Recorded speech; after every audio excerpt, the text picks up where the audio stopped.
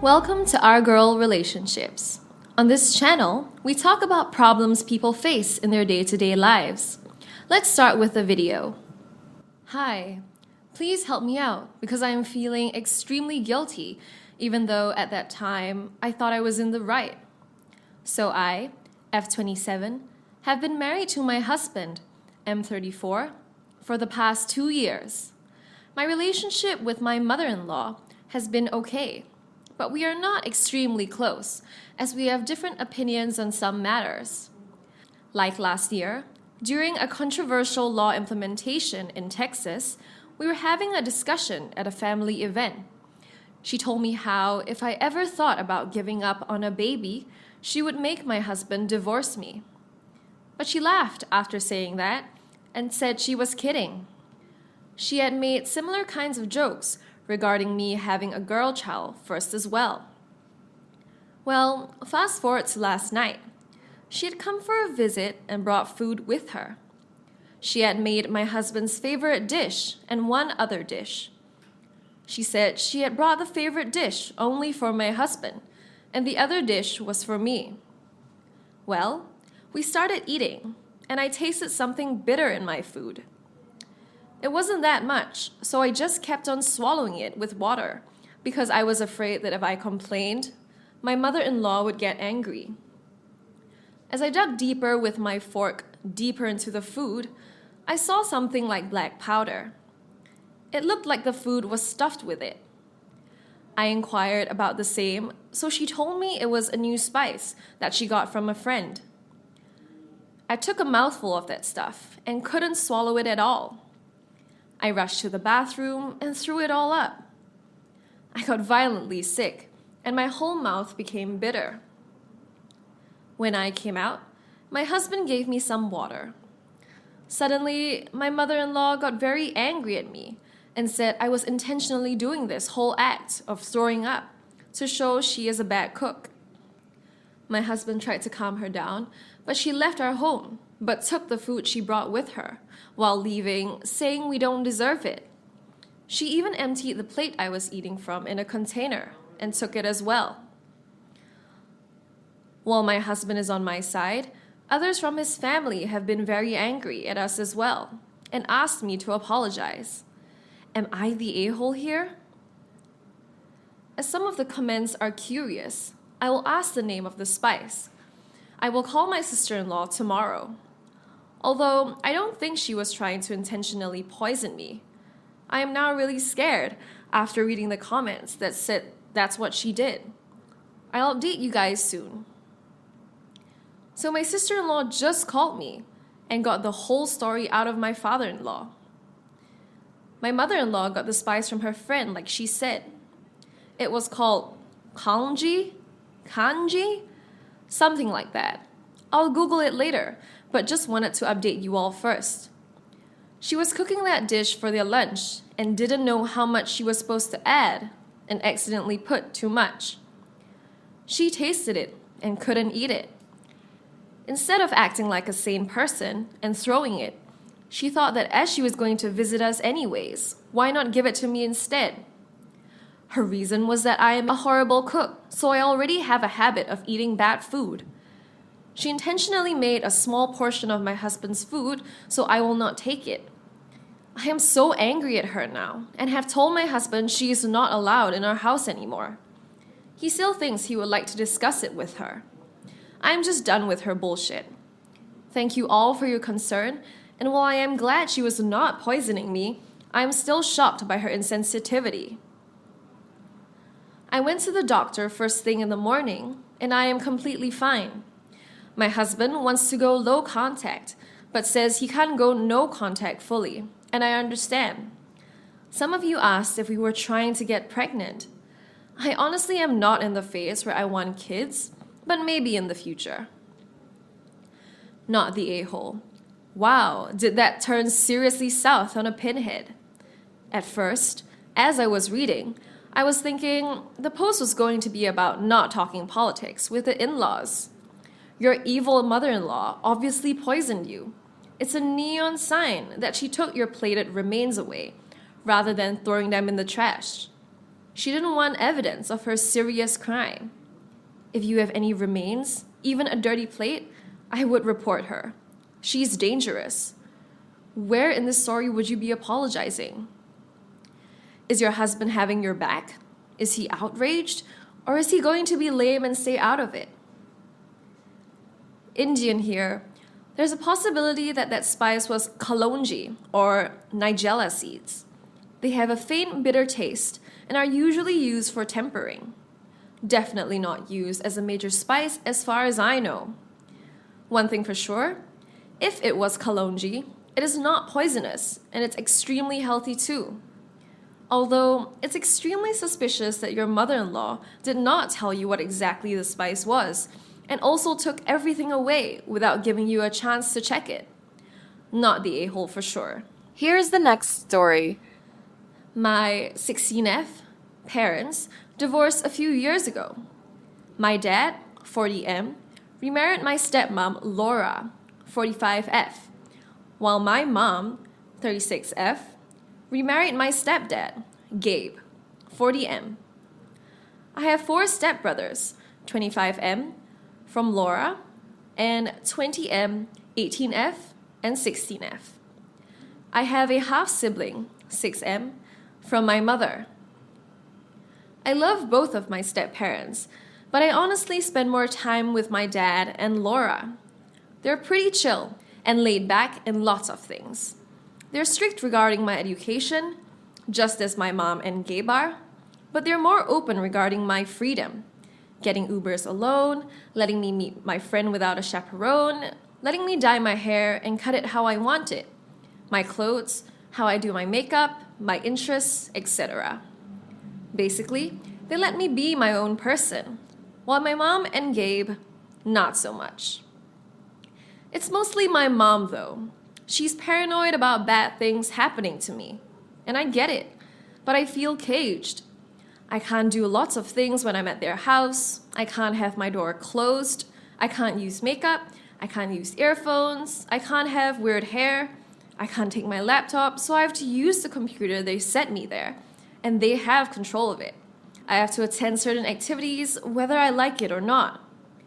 If I go out with friends to the mall or something, my mom is a few tables behind, watching me, and it's draining. The last straw was a week ago, when I talked to my dad and Laura about wanting to get a job, because I want to be able to buy my own stuff. And just, I don't know, have some cash without having to ask for it. They agreed under some conditions, but told me that I had to talk to mom first. Gabe is pretty well off, and my mom and him don't treat me different regarding the money. But as you can imagine, I have restrictions. Things always under a certain price, always sharing with my stepsisters, appropriate to my age, and my mom decides what is appropriate and what is not, yada yada yada. So when I told them, they obviously told me no, and my mom was like, "But why do you need to work? We can give you anything. Is there something you want? Do you want money?" And I had it. I told her that I was tired of them always controlling me and restricting me, and that I really wanted to do that. And if they don't let me and back up, I'll stop coming home, since I can decide with which parent I want to live now. Obviously, hell broke loose, and I was sent to my room after being called a selfish brat. My mom stopped talking to me, and Gabe told me to give her some time, but I told them that I was serious, and that if they don't let me have a job by the end of the month, I'm out. Not the a-hole. Calling you a brat for wanting to earn your own money is ridiculous. It's great that you're willing to understand why she may have these rules and understand she wants to look after you. But it must be draining, and if they are unable to understand that you're not a little kid anymore, then maybe some space is what's best. Not the a-hole. You're at the perfect age to start working. Just make sure you have your father set up a child's checking account through his bank. I can see this going so wrong if your mom had access.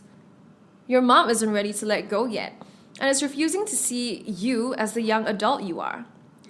Depending on where you live, you have the choice of which parent you want to primarily live with, usually at 16 years old. If you have your own room at your dad's and like the autonomy he gives you, well, not really freedom, but you have a certain level of autonomy over your life and looks based on what you described, then I suggest staying there regardless if your mom gives in or not. She has to get used to it now because once you can support yourself, you can pretty much take full control of your life, and she will need to respect that. Here's the next story. I'm American, grew up in Oregon, and that is where most of my family is. My roommate is from South Africa. I've known her for about 8 years now. We live in California. We moved into this house on July 1st, 2021. It was a house that we found together. Prior to this, I was living happily alone with my dog. I moved in with her because she was having difficulty finding and affording a place on her own. Our house has 3 bedrooms and 2 bathrooms. My roommate has a baby born in August. She keeps the baby's crib in her room, but uses the 3rd room for some baby things. We decided when we moved in that we would keep the 3rd room open as a guest room. 3 weeks ago, she told me on a Wednesday night her mom is coming to visit from South Africa and will arrive on Saturday.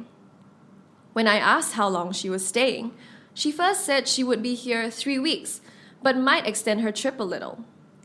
When I told her my brother was supposed to be here for a visit at the end of March, 7 weeks away at that time, she answered that her mom will still be here then. I ask again how long her mom is staying, and she flips out on me. Gives me a whole lot of reasons why she needs her mom here, calls me selfish for even asking, but never answers the question of how long she is staying. Now that my roommate's mom has been here for a few weeks, it is very clear that they plan for the visit to last 4 to 6 months. For example, I overheard them talking about many things they will be doing this summer. Another example is, the mom told me how she brought 4 half-month supplies of her prescription medicine, and will have to figure out how to refill it here after it runs out. These are just a few examples. There have been many things. I was okay with a 3 to 4 week visit only because her mom was coming from far away out of the country. I am not okay with a 4 to 6 month visit. I never wanted to live with 3 adults in the house. In fact, it was something we discussed before moving in when we decided to keep the 3rd bedroom as a guest room. After giving it some thought, I decided to tell my roommate that while she has another adult living here full time, taking up the 3rd bedroom, it's not fair for me to be paying half of the rent and utilities. I proposed that we split things 3 ways while she is here for the next several months. They both flipped out at this suggestion, saying that wasn't the agreement when we moved in together. They called me all kinds of names, basically saying that I'm a horrible person. When I brought up how now I can't have any visitors or have my family visit, they both said that because my family is just from Oregon, I was able to see them at Christmas, that I basically don't need or deserve to have my family visit. That's because her mom came from far away, and they hadn't seen each other in 3 years because of COVID, that they deserve to spend time together more than I deserve to see my family. Basically, I can see them another time. Not the a-hole. Your roommate should have been paying extra from the jump, as she has an extra room. She crossed boundaries by inviting someone to live with her for a year without giving you the full details and time to prepare. No one deserves anything in this life. Just because she couldn't see her family doesn't mean she can make all the executive decisions of the household and belittle you. Not the a-hole. Not the a-hole, obviously, but who owns the house? Both of you? It sounds like if your roommate was having a hard time finding a place on her own, then maybe your name is the one on the mortgage. If that's the case, you gotta put your foot down. An undiscussed announcement of a 3 to 4 week guest that cuts into your personal family time is bad enough. 4 to 6 months is bullshit. Especially when you consider the fact that these things were discussed before moving in together. Not the a-hole. This is very reasonable of you, and it sounds like you would have reason to argue that she is violating the terms of your lease by adding another tenant who is not on the lease.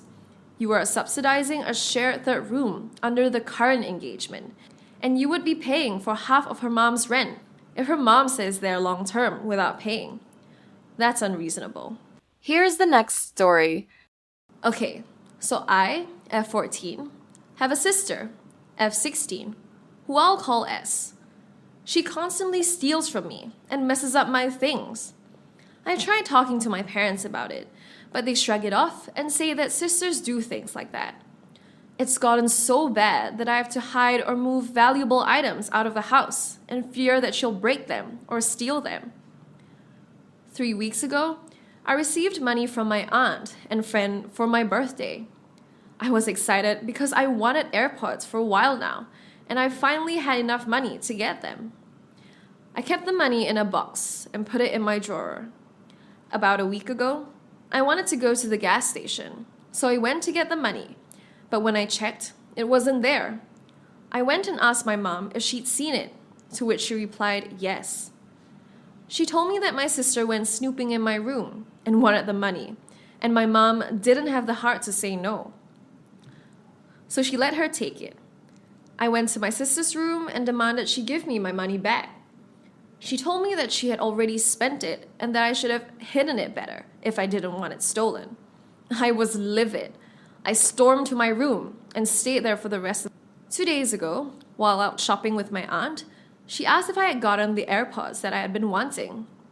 I told her no, and that my mom allowed S to take the money I was going to use to buy it. My aunt was furious and called my mom, confronting her about it. My aunt berated my mom and said I could stay the night with her. When I got home to pack my things, Mom was furious and threw money at me asking if I was happy now, that I made S feel bad. I ignored her, grabbed my things, and left. While at my aunt's place, I received many nasty texts from my family members saying I was in the wrong. My dad told me that he didn't agree with what my mom and S did, but I didn't have to expose them to my aunt. I've been feeling extremely guilty, and I've been wondering if I was in the wrong. So, am I the a-hole? Not the a-hole. Your sister is a thief, and both of your parents are enablers. I'm glad you have an adult who is treating you well. Not the a-hole. Your mom and sister just came in tied for first for a-hole of the day. Your sister knew you got birthday money, searched for it, and your mom allowed her to just take it? Also, your dad needs to do some serious reflection. You had every right to tell your awesome aunt the truth and should be rewarded for your honesty. If I were your aunt, I would buy your AirPods and tell S she can consider the theft her next birthday and Christmas presents. Here's the next story. I have a stepdaughter, Ava, 26, and 2 biological daughters, Claire, 16, and Emily, 14. I really did my best to bond with Ava, but she just wasn't into it. We did family therapy, individual therapy, but Ava was never okay with the idea of having step-parents. Her mom was also remarried. She was a good kid, but just kept to herself. Ava is getting married soon, and mother-in-law is freaking out because Ava doesn't want a lot of posed pictures. Ava really just wants pictures with the groom and to skip the family pictures. I didn't hear this conversation, but apparently Ava told mother-in-law that she would take pictures with her and father-in-law, but she had been dreading the big family pictures because she hates pretending she has 2 families when really she just didn't have one. My husband gently confronted Ava when mother-in-law told him what she said, and Ava said he didn't do anything wrong, but she just hates pretending we are a real family. That was hard on him, and he has been beating himself up over it. Mother-in-law won't let go of it and has been crying about how she didn't know how bad it was for Ava, and she should have saved her. Mother-in-law recently burst into tears very dramatically in front of my husband, Claire, and Emily, and said she should have called CPS on us and gotten custody of Ava. We demanded to know what CPS was worth, and she said she could have made something up, but if Ava was so unhappy, she should have been removed. I asked her if she would really lie to CPS, and she said yes, and that Ava probably would have been a good actress and could have convinced them. I was freaked out by this conversation and decided if she really thinks that is okay. I don't want her around Claire and Emily. My husband is torn. The kids don't care either way. But mother-in-law says I'm dramatic and insane. And Ava told her dad that I can do whatever I want. But if mother-in-law can't be around them, the four of us can be the ones to not come to the wedding. I actually didn't mind her being around them at the wedding, and meant more. She is banned from our house, and we won't be going to any family events. My husband is now upset and feels I overreacted. Not the a-hole for protecting your kids. That is what you are doing.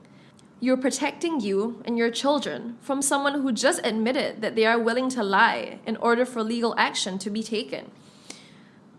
I worry for Ava and her future spouse, and any children they may or may not have. Either Ava is close with someone like this and is thus learning that this behavior is okay, or that at some point, if she crosses your mother-in-law, she'd be on the other end of a lie. Mother-in-laws shouldn't be allowed alone with your kids.